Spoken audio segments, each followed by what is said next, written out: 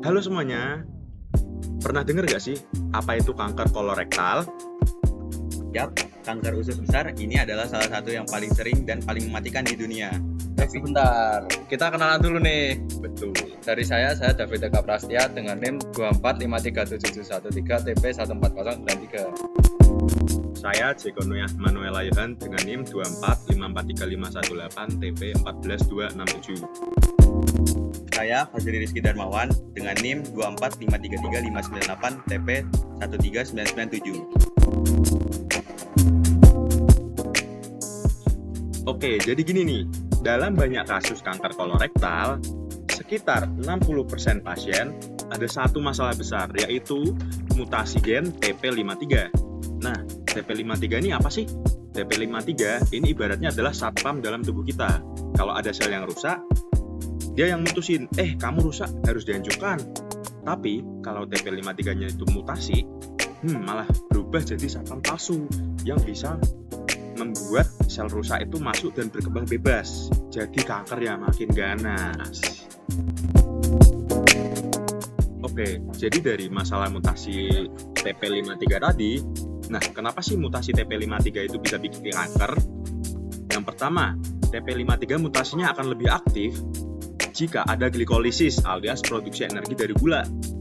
Jadi dia bakal kayak sel stem yang kuat banget dan susah matinya. Dan jadinya si TP53 ini dia lebih kebal sama obat kemoterapi kayak 5-FU.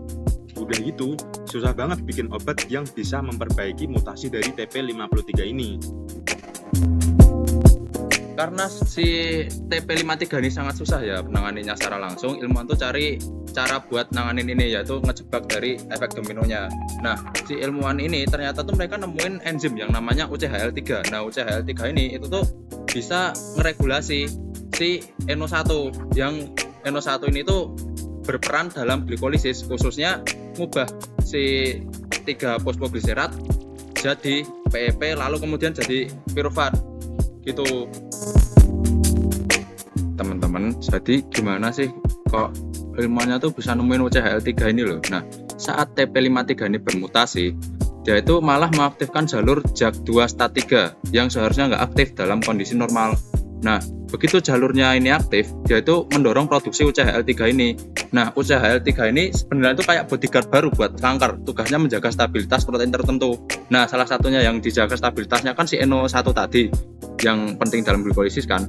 Nah, kalau UCHL3-nya ini diekspresikan secara berlebihan seperti dalam grafik ini, itu tuh bakal membuat produksi G3P, 3PG, piruvat, dan laktat tuh meledak naik.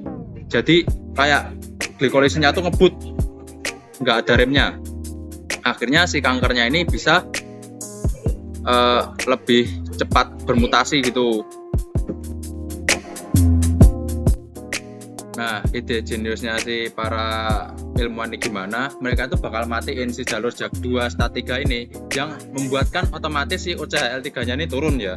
Nah, karena UCHL3-nya ini turun, NO1 tuh nggak bisa dipertahanin, yang bakal dihancurkan lewat sistem ubiquitin proteasom.